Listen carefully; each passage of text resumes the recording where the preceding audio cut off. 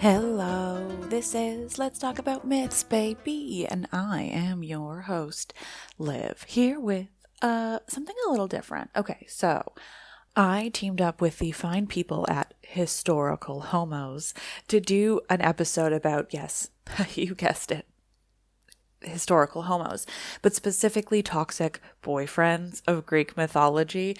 I spoke with Bash for this podcast, and oh my God, we had so much fun. So basically it's an episode that is branded as Historical Homos, but that was just because Bash was keen to do all the work for it, and I was like, I would love to just play that whole episode. But it is between the two of us, it's full-blown collaboration where we dive deep into these toxic boyfriends. So in some cases, there are characters I've talked about before, but we are getting to like an entirely different level because queer stories have existed always, and fuck if they aren't the most fun and interesting part of all things in human history, but specifically Greek mythology. There is some wild stuff going on there, and we all just know and love it. So just sit back and enjoy this absolutely delightful dive into toxic boyfriends of Greek mythology.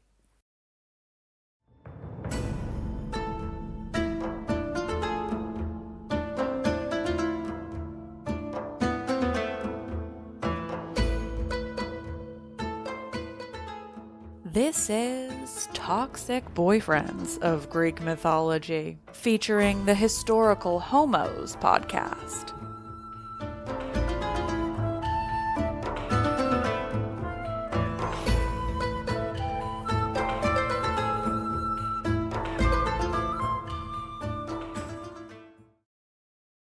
Welcome back to another installment of our award-seeking series, Toxic Boyfriends of Greek Mythology.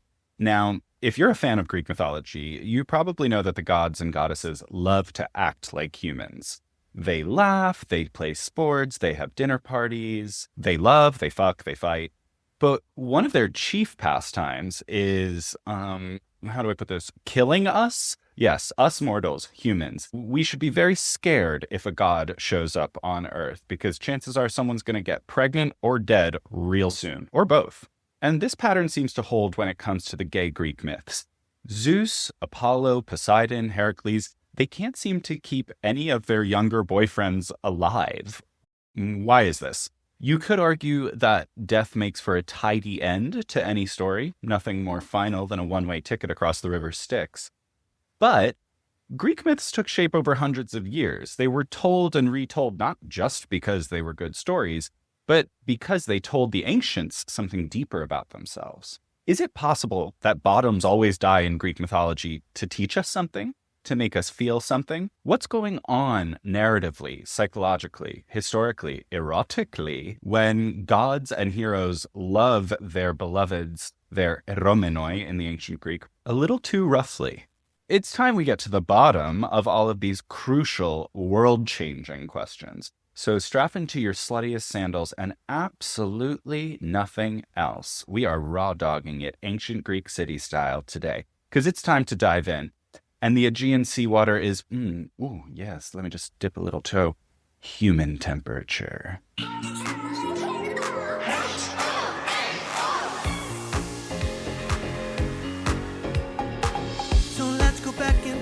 Take another rewrite through our history. Celebrate ourselves tonight and cover all the things that's still a mystery. 'Cause if you think you know, you don't know, around the world we go. Time to blow your mind with historical homos. Historical homos. Historical homos.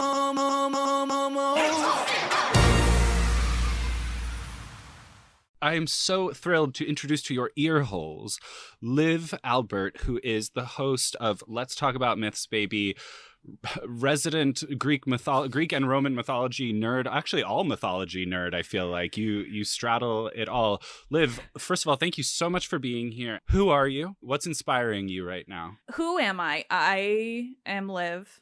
I am deeply obsessed with Greek mythology to a point where some of the stuff that lives in my head, I don't even understand it anymore. And I consciously work to make Greek myth not my entire personality, but I'm failing at it. Yeah. I would say that that's not coming through yet. Great. Well, and then to just really continue on with that vibe, what's inspiring me right now is that I am like knee deep in Odyssey research because I am writing a children's retelling of the Odyssey, and that is consuming my entire life at this stage. Yes. Wow, what an exciting project. It's truly one of the most exciting things that's happened to me in ages, and it's going to be so good and nerdy and honest and weird and yeah. Coming next year. I love that. Move over, Stephen Fry. Dreams. That's awesome. That's so cool. And we need all of that today because we are delving back into the world of the toxic boyfriends of Greek mythology. Hell yeah. So this was the first episode that we ever did on this podcast. We did an episode all about Zeus and Ganymede, famously pretty toxic in the sense that, you know, being stolen from your family is not a great way to start a relationship. So check out that episode if you want more. But we also talked about the toxic boyfriends of the Roman Empire, Hadrian and Antinous, who are probably known to every gay worth his salt for being kind of the poster boys of homosexuality in the Roman Empire. To go back to our Greek myth boys, however, what I've always been interested in are the other kind of smaller stories that you hear, the minor tales, Heracles and Hilas, Apollo and Hyacinth, Pelops and Poseidon. Achilles and Patroclus is probably a big one now because, well, it was a big one in the ancient world as well. It was. Yeah, but it's even bigger because of Lady Madeline Miller's service as well. So I think we need to dive into those stories a little bit deeper and ask what is going on. And one thing that I've noticed that tends to happen in all of them is that the younger one, the bottom, if you will, in modern parlance, tends to die. And, you know, Apollo and Hyacinth, spoiler alert, he dies. Hyacinth dies. Achilles and Patroclus, they both die. Heracles and Hylas dies. What is going on? Why so much death? Now, little content warning as always when we're talking about the ancient world of homosexuality. And this is what's interesting about these Greek myths is that they tend to be modeling different versions of Greek homosexuality or same-sex desire between men, right? Or males. So Zeus and Ganymede is kind of like the traditional image of the pederastic relationship.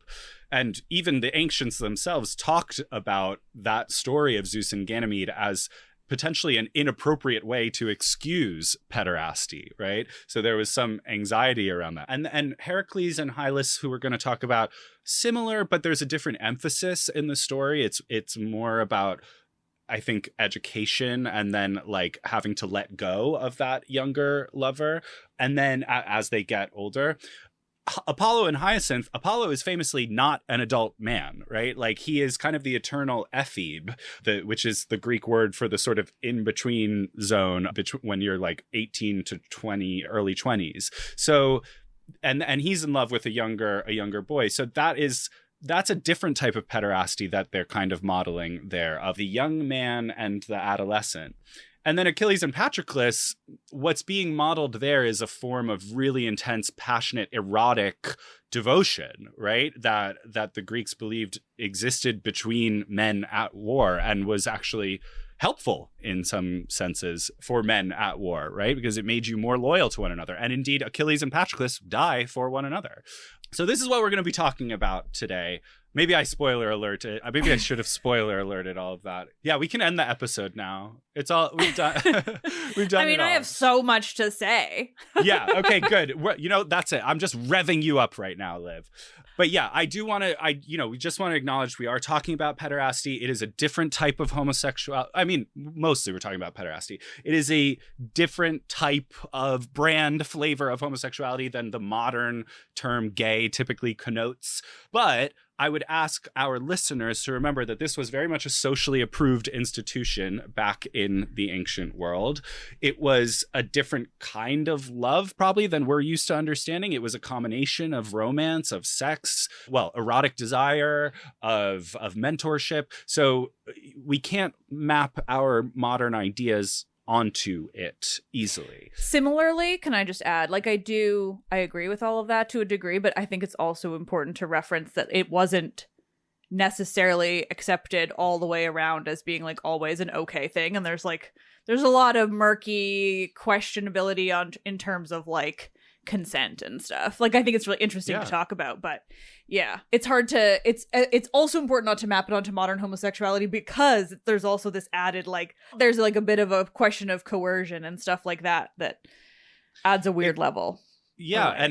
And also, often what we're talking about is the Athenian version of this institution. It existed everywhere in different ways and with different emphases, right? Yeah. It was different. They had different words for the lover and the beloved. I think one of them I always remember is espnelos, which means the inspirer. That was the word instead of the lover. So and that was much more of an emphasis on, I think that's at Sparta, that's what they call it. And there's much more of an emphasis on the mentorship and educational function of pederasty.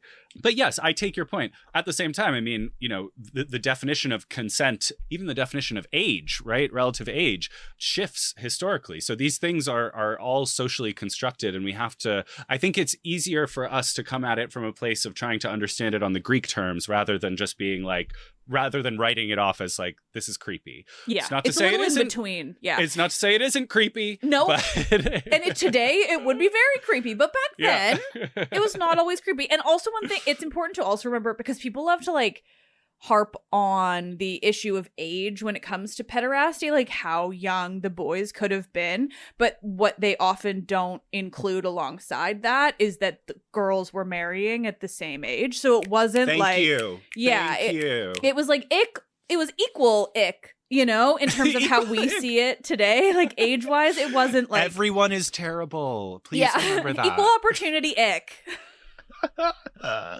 It was a problem all around. Yeah, it definitely wasn't a gay problem. It was a power dynamic exploitation problem. Yeah. So I think that's something that's really important to keep in mind, is that this is just such a different world. And the last thing I'll say about pederasty, and something that I think is always interesting, just on that last point, is that a lot of these myths were created for a society that was made out of really tightly knit city-states, right? That are essentially little corporation, mini corporations governing themselves, going to war with one another. It's very kingdoms. Yeah. tiny kingdoms.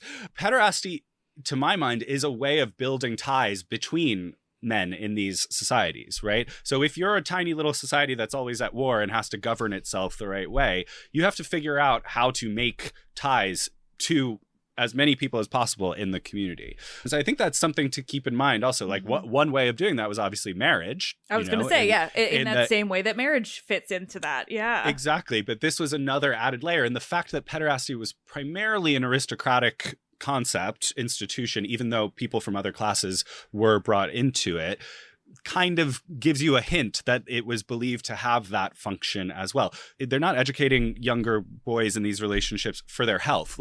It's because they need smart young men who are going to lead the city in the next generation, So I think that's an interesting thing to keep in mind of why do people need this institution? It serves a sociological, political function as well. But let's get to the stories, because that's why we're here. That's the fun part. So for each of the celebrity couples that I told you the stories of already, kind of in brief, we're going to go through them. We're going to get to the death of the bottom, or the beloved, however you prefer to say it, and ask, what the fuck is going on here? Act 1. Heracles and Hilas are scared of girls. So let's begin with, and I say Heracles on this podcast. You are damn right. Not Hercules. I'm not using no fucking Romanized spellings. I'm not using Roman names. We all know Heracles as Hercules. We all hopefully know the Disney film, which... 0 to hero, just like that. Just like every time I say the word Hercules, someone in my brain says, honey, you mean Huncules.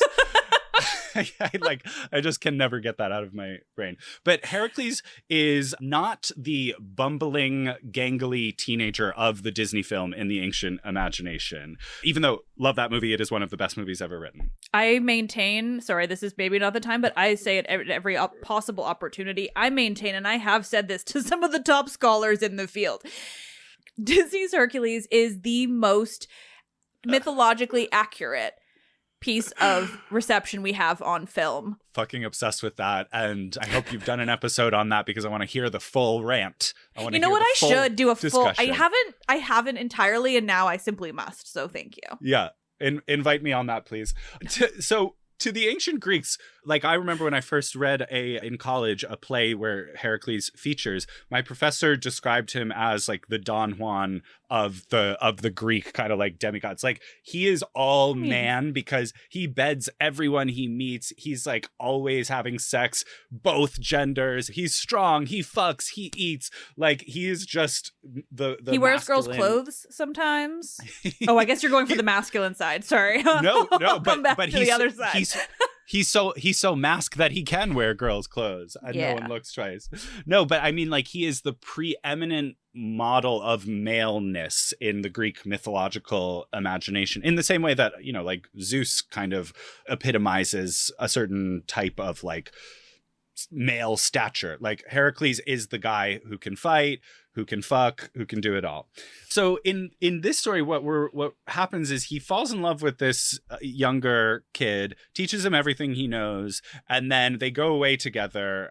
And basically, we meet Heracles and his younger love, Hylas, in a not great situation where he's basically being taken as a hostage from his family. So Heracles, as he frequently does, is roaming around and meets a king who he doesn't like named Theodamus. And he's kind of like a country bumpkin, you know, backwoods king. Says something catty that Heracles doesn't like. Heracles kills the shit out of him and takes his son in addition on as an apprentice. Except Heracles is very smitten with the young, beautiful Hylas. TBC on what Hylas thinks of being abducted by his father's murderer. Maybe didn't love having to be the errand boy for some psychotic stranger. But he's hot. Like, that's the thing. I do often think of the Heracles statue in the Metropolitan Museum of Art, which is just like thick with two C's. Rippling and thick. I think of the Farnese in Naples, where is like I have a close up of his ass. Let me pull it up. Oh yeah. I think Farnese is like peak, like big hot Hercules. It is. This is big, hunky zaddy. This is the kind of chaotic zaddy energy that I think Heracles was bringing to the tale of Hylas. So for whatever, you know, Hylas doesn't have much of a choice. They go on together. He can't help but be impressed by this paragon of male strength and skill. You know, Heracles knows how to do everything. He's great with the bow and arrow. He's great with the club. He's great with everything he touches. And he gladly teaches Hylas everything that he knows, which is very much the role of the erastes, of the older lover in the pederastic relationship. You're meant to like kind of guide them on becoming a man. And he's eventually very chuffed to see the young Hylas grow into a fine young man. And that is when Heracles and Hylas are called, along with every other major hero at the time in Greece, to voyage with Jason on the Argo in search of the Golden Fleece. So Hylas has grown up a lot, but he's still in the flower of youth, as the Greeks love to say. And they arrive in Mysia in northern Turkey. They've got to rest for a while. So they find a beautiful field, take out the couches for a feast. And then Hylas runs off to get Heracles his water for the evening because twinks have to do everything. Unfortunately for Hylas, he stumbles upon a trio. Sometimes it's one nymph, sometimes it's a trio, dancing by the spring, and they are immediately infatuated with him because he's hot. And so he dips his pitcher into the stream to get some water for Zadie. His pitcher into the stream. Yeah, close reading analysis of that coming up. The nymphs reach out because they're so obsessed with him and pull him in, and Hylas is terrified and calls out to Heracles as loud as his little gay voice can carry, but he is in fact underwater and smothered in river nymphs, so it all gets muffled. Eventually, a few hours pass. Heracles is like, where's my fucking water? And grabs his weapons, starts roving around, starts going a little insane looking for him. So he calls for him over and over, but he can't hear Hylas's cries because, let's just be clear, Hylas has gone to live with the nymphs, means he is now drowned and dead. So Heracles goes crazy, wandering around, and he actually misses the boat to get back onto the Argo to go sail for the Golden Fleece. Eventually, in this version, Hylas appears to him in a dream and says, don't worry, I'm actually kind of loving living with the ladies in the stream. And so Heracles is finally freed from his, erotic madness and goes on his merry way. What does it all mean? First reactions, Liv. I mean, Hylas is an interesting one because we really get a sense of Heracles' devotion, which I think is like kind of lacking from a lot of the other stories. I think it represents the most sort of obvious Athenian pederastic relationship where, like you say, like he's like kind of got Hylas to that point in the mentorship where that relationship finds its, supposedly natural end, and he's supposed to just get over it. And maybe he's an example of like how hard that sometimes was for, either side in it.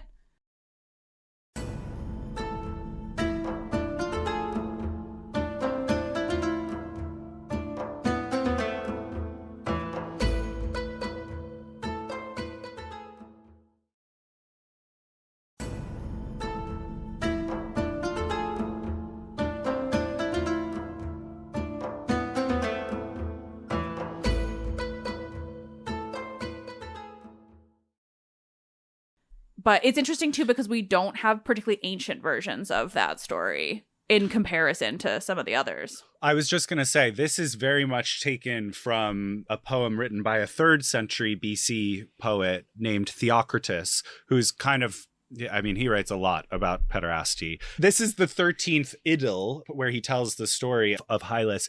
And what's interesting is that it gets picked up by later writers. In the Roman Empire, Propertius writes about Hylas and basically has a line in one of his poems where he's like advising one of his friends on a relationship with a younger boy or adolescent or whatever. And he's like, don't entrust that beautiful Hylas of yours to the nymphs. And basically what he's saying is like, you have to be careful about letting these young men around women, A, because young men are horny, and B, because I think what's also going on here is that there's like a fear of feminine sexuality, as there so often is in the ancient world. Like, no. It's that's not like half my career at this point.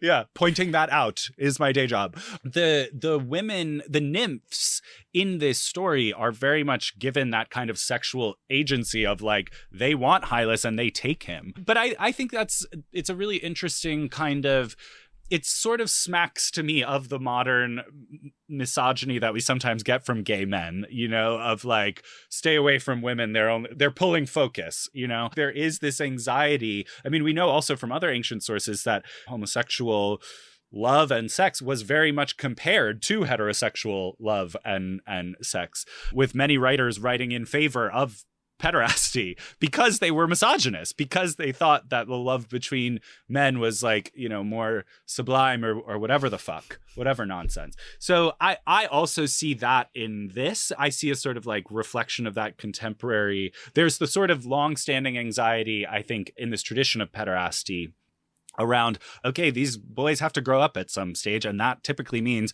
going and getting married to a woman eventually. And so it's like, what do we do with that? These relationships have a built-in expiration date, effectively.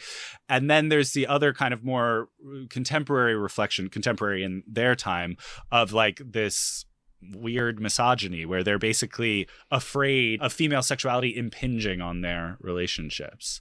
It's hard to untie that from, because I mean, that's so much of Greek myth, right? Like, I mean, I don't want to say 90%, it's probably more than 90%, but let's be fair. So much of Greek myth revolves around fear of women's sexuality and fear of like the reproductive power of a uterus as compared to men. And so it's really interesting to then see how that clashes with how they felt about same gender relationships, generally pederasty, but also just the broad idea of men loving other men. Like, it's an interesting way that clashes, because I mean, they were very afraid of women being sexually free regardless of the situation. And I think those nymphs really specifically, but the stories of nymphs more broadly too. Like, I mean, I just can't unsee. Recently I've done, well, not recently, but over the last year I did some digging into things that I just truly cannot unsee about this fear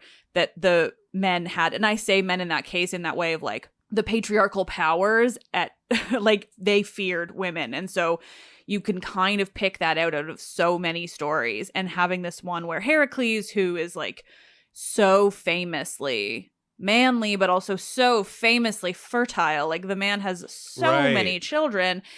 And, you know, so having that story where has his lover stolen by a woman, you know, there's a lot kind of happening there, I think, in terms of like, yeah, just how what kind of part of the ancient Greek psyches we can like dig out from a story like that.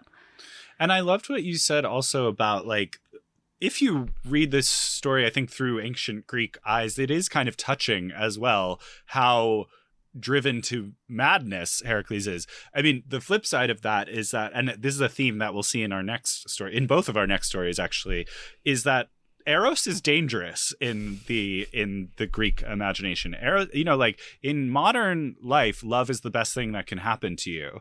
In the ancient world, Eros is a tricky subject, because while it can be the inspirer of, you know, a love of the good and the beautiful in Plato, for example, and it can, you know, create these beautiful relationships, it also drives you mad. It drives you to do completely irrational things. And for the Greek male especially, being in control of your rational self is what makes you a man. Mm-hmm. It's what makes you a Greek. So I also kind of see, like, I see the touching side of it. And then I also see the kind of warning side of it, of like, look at how Heracles is acting a fool, running around, you know, driven to this level of madness over this young boy. I think we have to ask, our ancient audiences meant to hear that and be like, is that normal? Methinks you might be a little too obsessed, my lord. Story of Heracles, though, too, because it's like... Yeah, he does that a lot. Yeah, like, this is not the only time that he is driven to madness in relation to a relationship, really. I think it's also interesting to think about the ways, like, just the way you said Eros is dangerous. In that way, we mean Eros, the concept of love, but also Eros, the divinity, and Aphrodite is the divinity, like, associated with that. But... you know, it's kind of hard to wrap your head around how they understood this type of thing, because love was something that was both natural and inflicted by the gods. But the implication there is actually that, like, all forms of love are divine, like divinely inspired, good or bad. And I think it's interesting to kind of look at how they just understood those kinds of emotions. Like, there is this element that you do control yourself, but simultaneously there is this element that the gods control it. Yeah, no, that's such an interesting point. We need to keep that in mind, especially as we go on to this next one, because this is really another interesting story where we're sort of, I think, meant to be asking ourselves, is all this love always a good thing? Act 2, Apollo and Hyacinth, or A Tale of Two Tops. Or a frisbee tragedy, as I tell it in my episode. Yeah. Gay frisbee gone wrong. So Apollo, famously the god of prophecy, music, and this is what's confusing. He's the god of lots of great things. He's the god of prophecy, the god of music, healing, light, and we meet him kind of just minding his business for once, doing God stuff at one of his shrines, when he suddenly comes across the most beautiful youth the world has ever seen. And just spoiler alert, this is like the 12th time that a god has come across the most beautiful youth in the world. So the youth happens to be in Sparta, and he's just hanging out there minding his business. Apollo starts making inquiries. It turns out that the hottie's name is Hyacinth, or Hyacinthus, as it would be in Greek, and he is the son of the Spartan king. Surprise, if you're hot, you're also rich and noble. So, and the other thing about Hyacinth is he happens to be taken. He's already the beloved of a local renowned musician named Thamyris, which Apollo obviously thinks is a giant joke, given that he is literally the god of music. So in most toxically gay fashion, Apollo sabotages Thamyris by reporting to the 9 biggest divas in all of Greece, the Muses, that Thamyris has been talking smack about them, saying he can sing and strum the lyre better than any of them.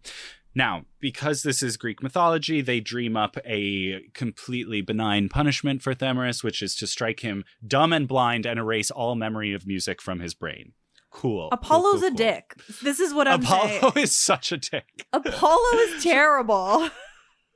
And what's ironic for Apollo in this story is that he then has to deal with yet another suitor.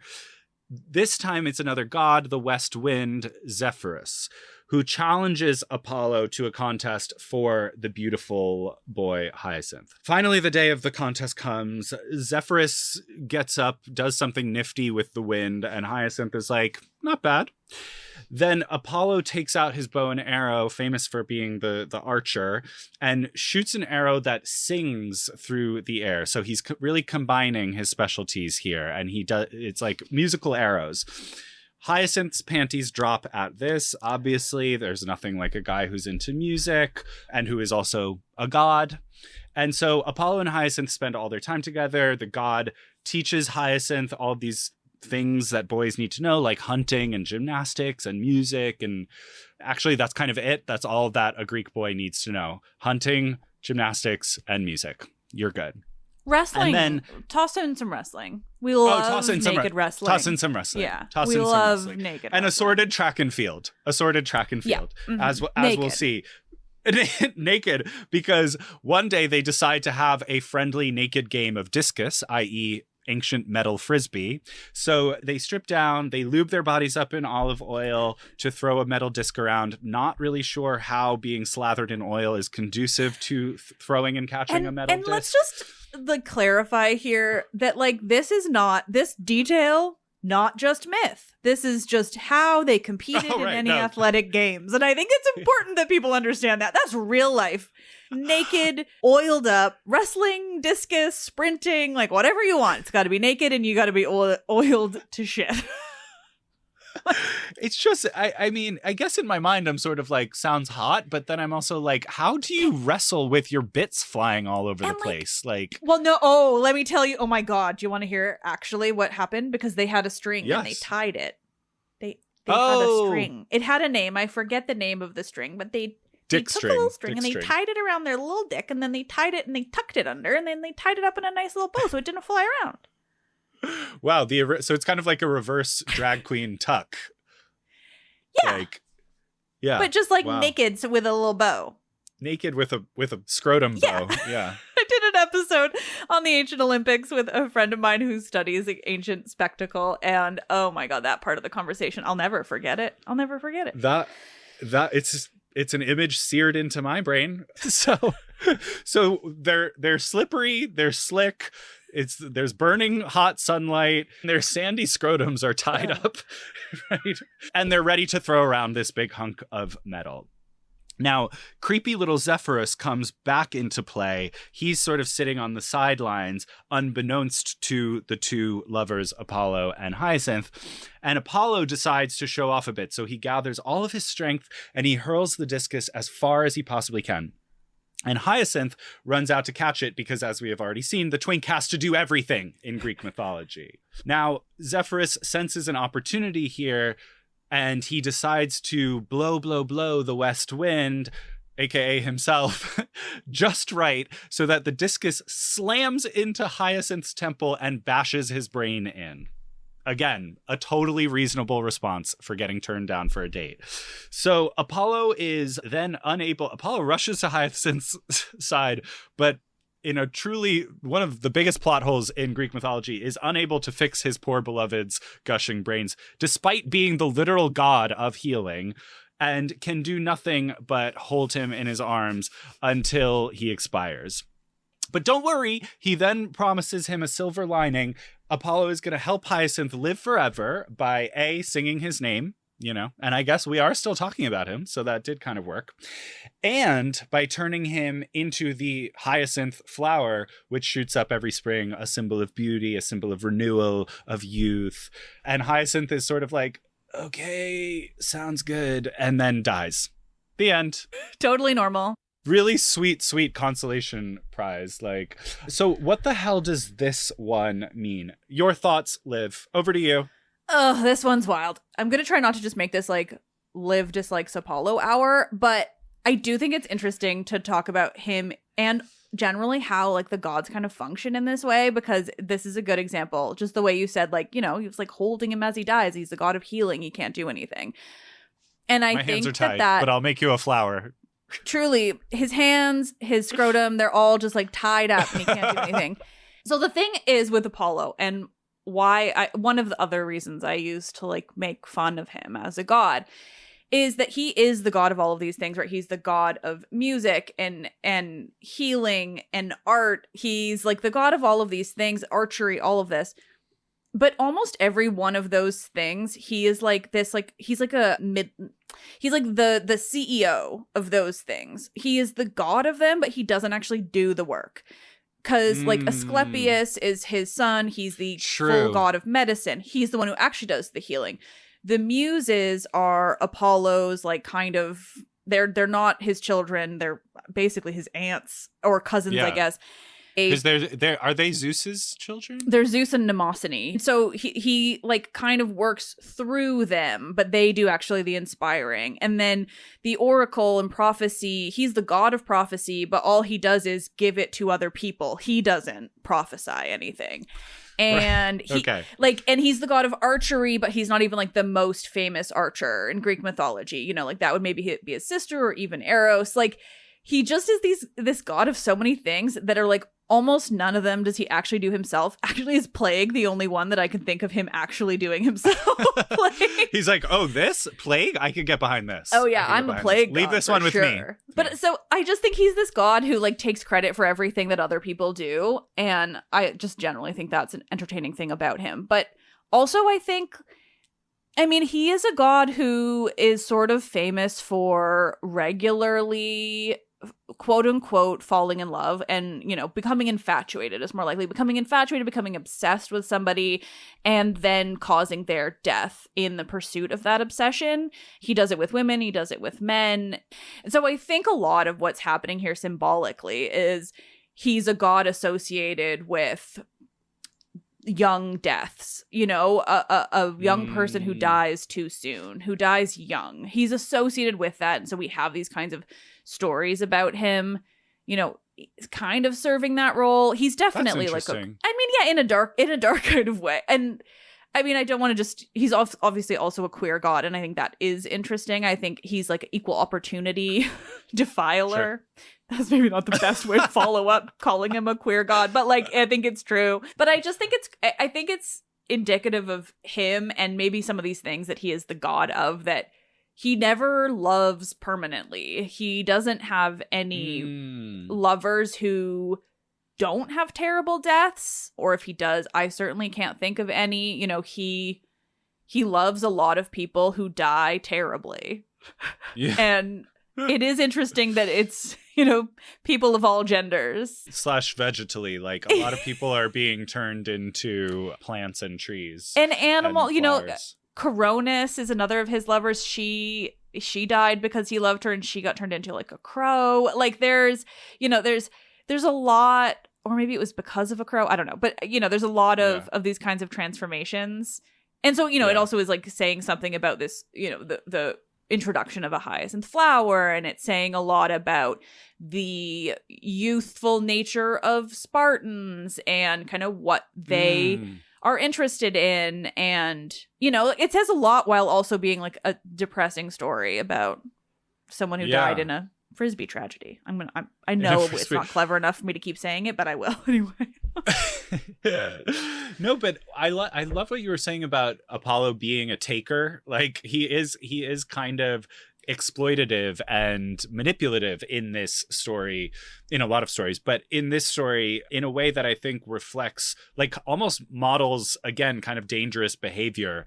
That the reason I call it a tale of two tops is because, like, and actually it's a tale of three tops if you count Thamyris, like this level of competition for younger men's affections, attention, is a source of strife, potentially. You know, if we're thinking about this from that kind of like sociological lens, like you have this institution where the prettiest young men get chosen by the older men to be in these relationships, which are publicly known. They reflect on the young man, they reflect on the older lover as well. And it's almost like Apollo is modeling like really bad behavior of like strong arming his way in, you know. In a way, I wonder if like Hyacinth has to die in this in order to kind of pull on our heartstrings and show like, look, like the gods are fucking insane, and love makes you do crazy things, including turning boys into flowers. But also this is part of the danger of love, is that it can become so competitive. Like it's interesting that it's like the Greeks were obsessed with contests and competition, and it's interesting that there's both a romantic erotic competition going on here and an actual game, a Frisbee tragedy, as you put it. You know, there's a kind of poetic elegance to that structure. Well, and you reminded me of something. I'm going to forget who first voiced this thought to me, but it wasn't my own.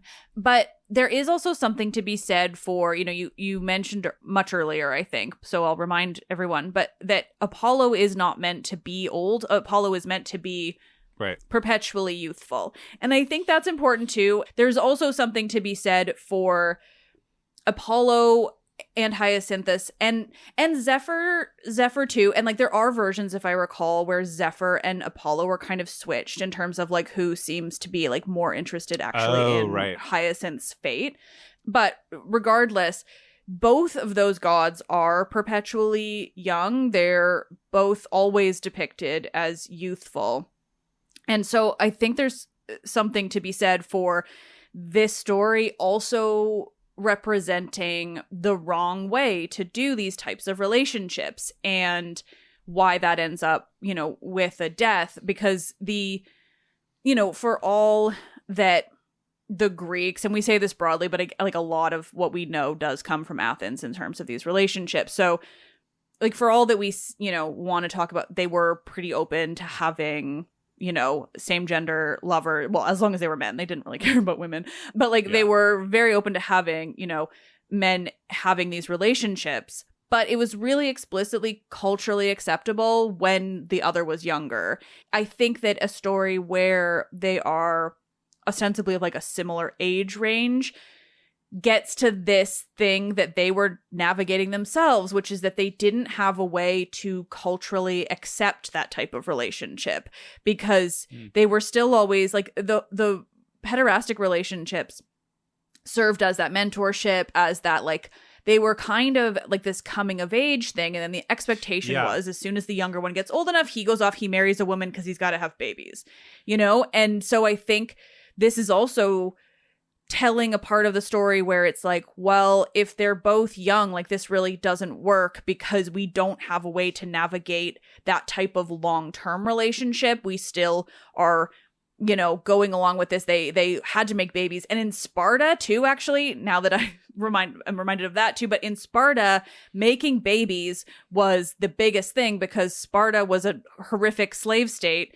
where they had such a small Spartan population because they were so xenophobic, and the strictures around Spartan births were such that like they had a very small population, and making more was important because they had to keep their slave class in check, which their slave class was like 3 times the size of their actual population. So it was like not a good idea. They were terrible for that. Right. But so there's also something to be said there about that Spartan thing coming in and how they were so concerned with making babies that like they can't have this kind of relationship thrive because that goes against that really like interesting propagandic nature. Yeah. No, but I hadn't thought about it as from that vantage point of sort of like Apollo is also modeling kind of improper behavior for the ephebe, but you know, for the kind of the young man in the 18 to 20ish range. Yeah. Like he's supposed to be the bottom and he's being the top. Well, yeah, but you're supposed to grow up. Like you're supposed to kind of move beyond these pederastic relationships which are appropriate when you're a younger adolescent, you know, aged 13 to 17, let's say. Those ages kind of changed throughout antiquity, but it's time to move on once you age out. It's not time to look back and now get your own eromenos.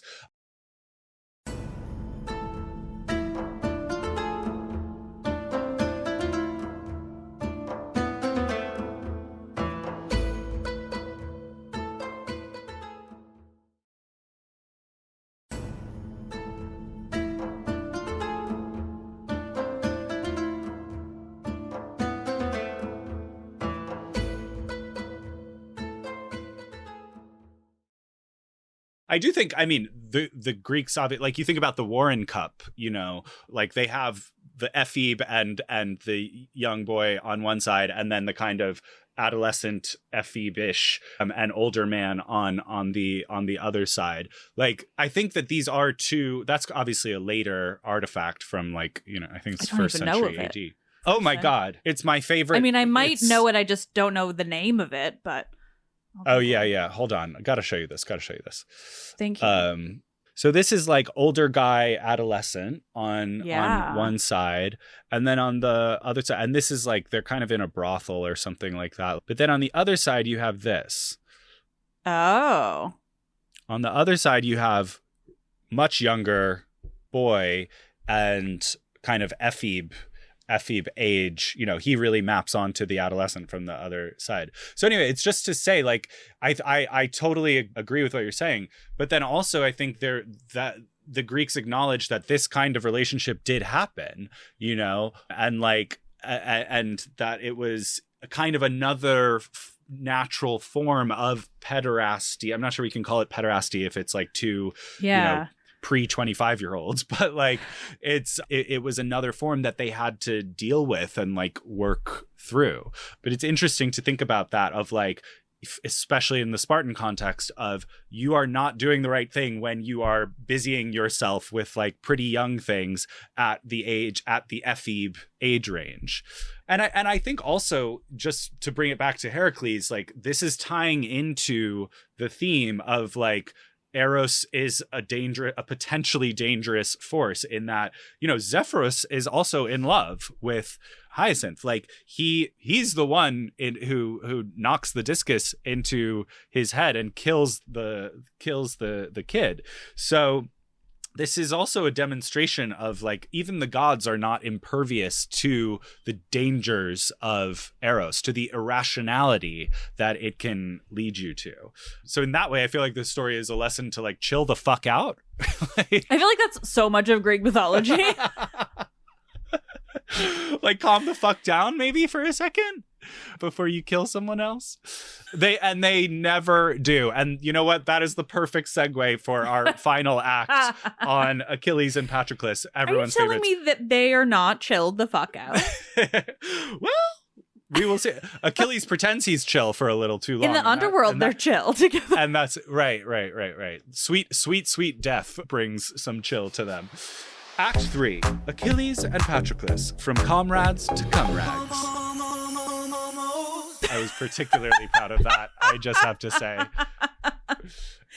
Should be. I was really proud of that one occurring to me last night at 10 p.m. So everyone knows this story. This is the Iliad. This is the Song of Achilles. But just in case you missed it, just in case you've been living under a rock for 3,000 years, go read that book first, and then the Iliad. Maybe the Iliad first. I would say read the Iliad first. It's really good. I reread it recently. And read Emily Wilson's. Yeah. No, it's good. I also read my most extra Greek mythology bitch thing that I ever did was go to Greece alone for 2 weeks and read the Odyssey on the beach. And it was one of the best 2 weeks of my life. I'm just going to tell you right now. I mean, I've spent 2 weeks in Greece alone, and that's good enough. But yeah, adding the Odyssey, there's nothing wrong with that. Yeah. Except it's so basic in a way, but it was like I had like the best time of my life. Back to the Iliad. So Paris is a prince of Troy. He comes to Sparta and selfishly absconds with Helen, the most beautiful mortal in all of the world. Yet again, another one. She is unfortunately, inconveniently, the bride of Menelaus. And as many of us know, everyone in Greece goes over to Troy to fight for this one single woman. Amongst them is Achilles, swift-footed Achilles. He is the fiercest fighter in all of Greece. So halfway into the war, a debate about a Trojan woman, Briseis, who is kind of, what's called a spear prize in this horrific patriarchal world where, the Greeks are pillaging towns around Troy in the lead up to the siege, during the siege of the city, because they need to feed their army. And so Briseis is one of these captive women. Agamemnon tries to take her away from Achilles, and that lands them in a spat that is kind of where we start in the Iliad. So Achilles refuses to fight after his spoils are not properly allotted to him. Poor little Achilles. He just the woman, the individual human being that he stole from her entire life and family. Somebody else stole her. Give her to me. She's mine. Achilles is of royal descent. He is famously the son of a nymph, a sea nymph, Thetis. So that the also biggest and baddest sea nymph. But there's also there's all of this hidden evidence that she has so much on the gods, that she is ultimately their biggest threat, and that's why they marry her off to Peleus instead of anyone else, and why she also is one of the only they neutralize her, but they can't even fully do it, and that's why she's the only goddess who is forced to marry a mortal and then leaves him. Yeah. It's also super interesting that Achilles is the son of a goddess, I mean, not that that's unheard of, Aeneas is the son of Aphrodite, but it does tend to be that the male Greek hero is the son of a male god. Also, I'm wondering if the kind of non-normative divine mortal relationship of Thetis and Peleus somehow carries down into Achilles in some way, being this recalcitrant, stubborn figure who doesn't fit into the mold, and kind of his relationship with Patroclus also doesn't fit into the mold. So Achilles comes from, this weird relationship. He's also the lover or the beloved of Patroclus and leader of the fearsome Myrmidons. Or the podcast bros will tell you that they were just friends, and absolutely they were just pals, and they were just they like to share a lady now and then. That's all. And they were roommates. It's very that energy. Yeah. And Patroclus goes along with him to the war, obviously. Achilles says he's taking a break from the war because he can't have his spear prizes. And the Greeks begin to lose badly. So Patroclus eventually has enough of this because he's like, hey, buddy, at least let me pretend to be you and borrow your armor, and I can scare off the Trojans because they're also scared of you. They are actually burning our ships right now. Can we do this now, please? And Achilles is like, no, don't do that. But then, of course, tragedy, poor Patroclus goes off and gets himself absolutely murdered because he does take the armor, he does charge. It does go well at first, but then Apollo sees him cutting down all of his favorite Trojans and takes him out. Apollo's a piece of shit. Apollo taking from everyone. And then this devastating loss for Achilles actually goads him into action. So no more Mr. Nice hanging out in my tent, Achilles. He now joins the battle with nothing but vengeance for his lover on his mind. And what's important just dramatically is like everyone knows that Achilles knows that he will die doing this. You know, his mother Thetis has told him he's fated to die, and that specifically he's fated to die soon after Hector, the Trojan prince, who's the brother of Paris. And so Achilles kills Hector knowing that it's going to eventually mean his own death as well. He also kills Hector and then abuses his corpse for days, presumably as some kind of sick gesture to the dead Patroclus. So then Patroclus has to step in again because twinks have to do everything. Patroclus comes to him in a dream and says, okay, I love what you're doing, A for effort, but it's really kind of enough now. Please hurry up and die so that we can be together again, which also kind of toxic to be like, hurry up and die so I can love you. So Achilles joins the battle again, absolutely crushing it. Apollo sees him and guides an arrow from Paris's bow straight to the warrior's precious little heel. And this is famously something that we don't see in the Iliad, right? So that part is actually not really the dramatic climax of the Iliad. It's really more Patroclus's death and Achilles getting back into the action as a result of it. Eventually, Achilles and Patroclus are buried together on the shores of Troy, their bones in one urn, and both of their souls are whisked away to the Isles of the Blessed, where they can live in conjugal bliss for eternity. Roommates forever. Roommates, even in their urn. Roommates, even in the urn. I know. It's so nice. So what does all of this mean? I mean, I love that I'm ending this episode with, what does the Iliad mean? But we're specifically asking, like, how is this story working in terms of our understanding of ancient Greek homosexuality and pederasty? I mean, one thing to just say, who is Patroclus? Is he the lover or is he the beloved? My understanding seems to be that in Homer, in the OG version, Achilles is the younger of the two, which kind of aligns with his spoiled brat behavior and his overall characterization as this like hot-headed youth. But later authors like Aeschylus in a fragmented play has Achilles being the older lover and talking to Patroclus's corpse about how much he loves his thighs, and I wonder why. Roommates.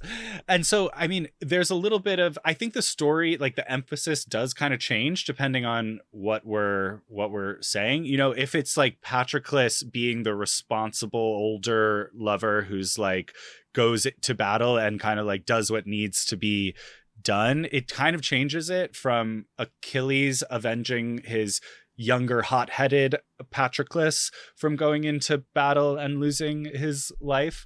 But actually, I think like they both die. So either way, like we can read it any way we want. But I don't know, what's your view on that? Do you feel like it changes the story, like how we're meant to read it? So, I mean, I think I'll say first, I don't think it matters which of them is older. I mean, generally, the question of that is a later construct that's coming from a time Right.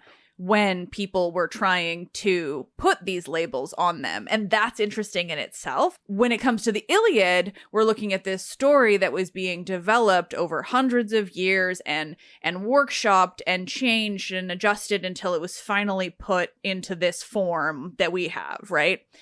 So I think what's most interesting about them is this kind of debate about I guess, about whether they were, who was Erastos, who was Eromenos, like, or Erastes and Eromenos, because that's the debate that they were having in the classical period.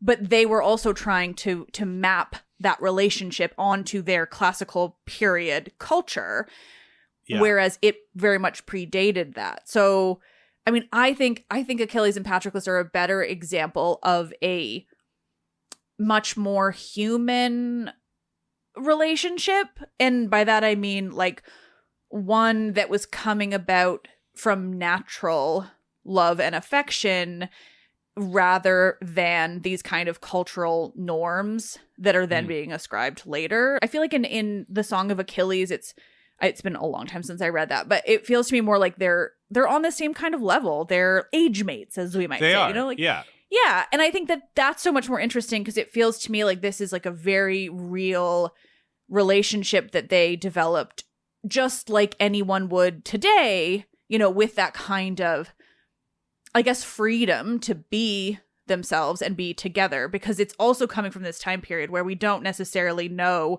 the expectations or the like understanding around same gender relationships and like whether those were, you know, ever, you know, acceptable or what have you. Like, and then also I wonder if there's something to be said for the fact that Achilles knows he's going to die. And so because of that, we kind of get this sense that the typical concerns of an adult man don't necessarily apply. And so then, interesting. Yeah. right? Like, and so then we have this question of like, well, is he allowed to be in this kind of relationship with Patroclus because there's no expectation of him to have a child in the more traditional sense? Like, he does, of course, have a child, you know, but that's sort of like this sort of side quest story that happens before the events of the Iliad.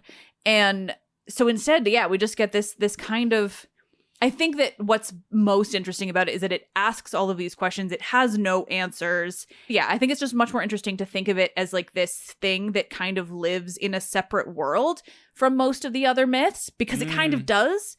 And I think that shows in the story itself. Yeah. No, it's interesting you say that of like Achilles, by accepting his death, is kind of like not an adult man. I think there is a transhistorical thing here of like modeling the intense commitment of comrades at arms, which like would have existed in, you know, earlier archaic Greece and carried through to the Hellenistic period.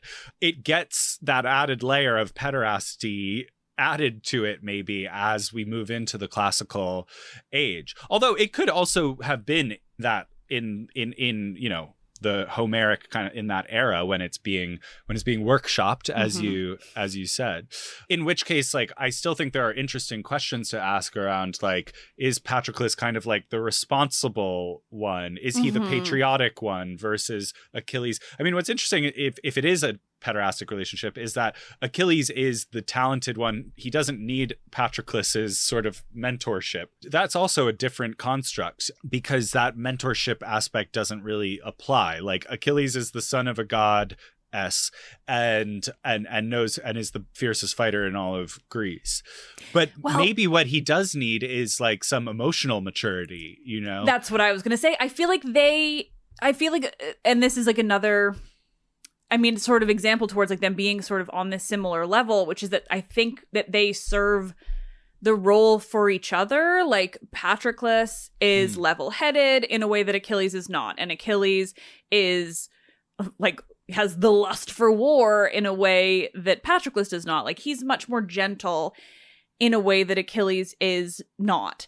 And so I think they almost level each other out, balance each other out in a way that, again, I think shows us a much more interesting example of this relationship that's like much more on like a level playing ground. But also, I think, you know, and just to keep in line with this idea that like, yeah, when the Iliad was out there being workshopped, pederasty very well could have, you know, been just as prominent. But I think maybe what's happening there is we're getting a sense, and this might be just this kind of like a hope and dream for me, but like we're getting a sense of maybe what non-Athenian relationships in that vein looked like, because Athens in general, in terms of power structure and sexual and relationship dynamics, is like the most toxic of all of the Greek world, right? Like, for men and women.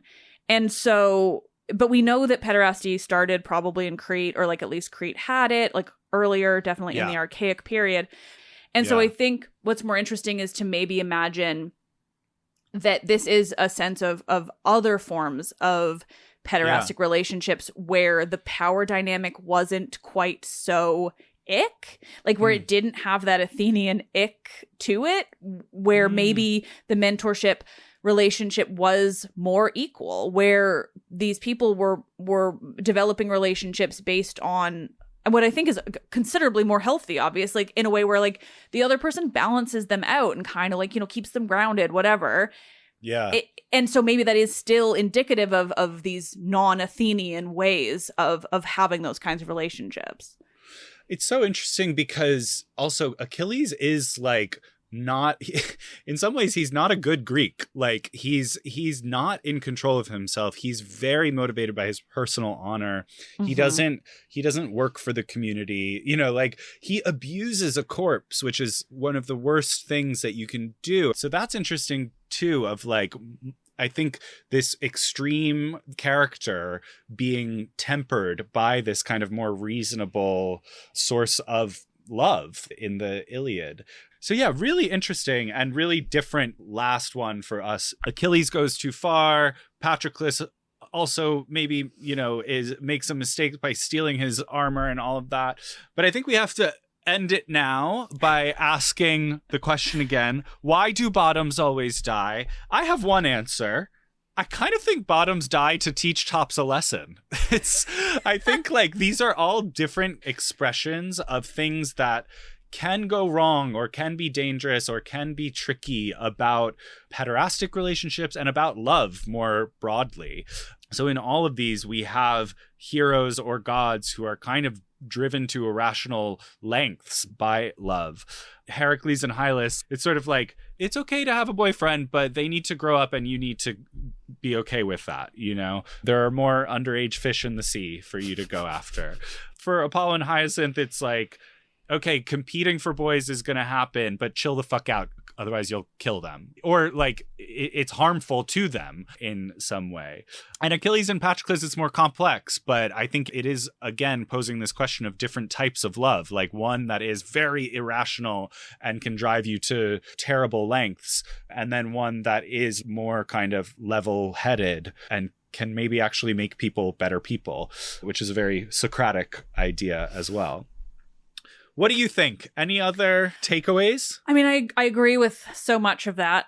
And I think that, like, I almost wonder whether, you know, Greek mythology generally has basically no healthy love stories. I put this call out to people back when Twitter was, like, a thing that I was capable of being on. And I asked that question of like, I would like to hear if anyone has suggestions for Greek love stories that don't end in tragedy or aren't like widely problematic. And there was no answer. But I think that the Greeks really were, I don't want to make this about women, but I'm going to just bring us in a tiny bit because I just think that the Greeks were so afraid of women, but I mean that in a way where I think that they were just baffled. They were baffled, and they, in terms of like men, which, you know, when we say Greeks, unfortunately, we'd have to kind of refer to men because they didn't really tell us anything about women other than their own biases. But I think that they were so concerned with holding on to the power in their whole world that they were generally incapable of understanding a healthy or like a loving man and woman relationship because they didn't really see it in that way. Like it was very much about control and just carrying on the family line and kind of like tucking her away. Yeah. Household management at best. Exactly. Is the ideal. And so I almost wonder whether they were more comfortable examining stories of love through male relationships and like really what that kind of says. I mean, obviously we're still talking about like, why do they die? But because I think that there is still that thing coming in of them being like, we're more comfortable examining this kind of love and devotion between men, but we still recognize that in order for like us to maintain our power, we have to use the women to make more men. That's such a fascinating take, though, that like so much of this comes down to fundamental misogyny that underlay Greek homosexuality, Greek pederasty.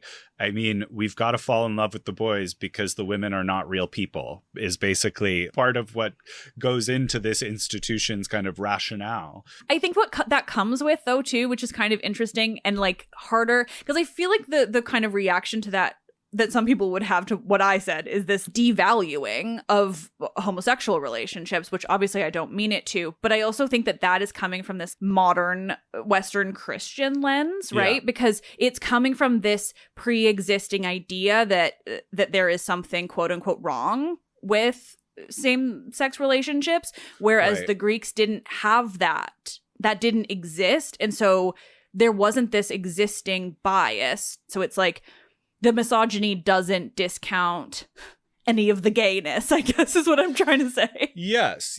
Although, as we said at the top, we are talking about a different kind of gayness anyway. So it's like, but it doesn't, I think, I agree with you. Like, it doesn't invalidate the desire, the legitimacy of the love. And these are, the reason we have myths exploring these themes is because this is real love to the Greeks. This isn't just their creepy institution of pederasty. Like, it is a source of real romantic, passionate, and spiritual desire and love. So they need these myths in some ways, I think, to model different types of relationships and maybe, like Plato thinks, justify them on some level, but also explore, like, who do they benefit? How can they go awry? The fact that we have lots of kids dying in them, I think, suggests an anxiety about what they do to these younger beloveds. Mm-hmm. But I think also for me, like, just reading, I mean, these are not myths that are really taught in any detail. They kind of get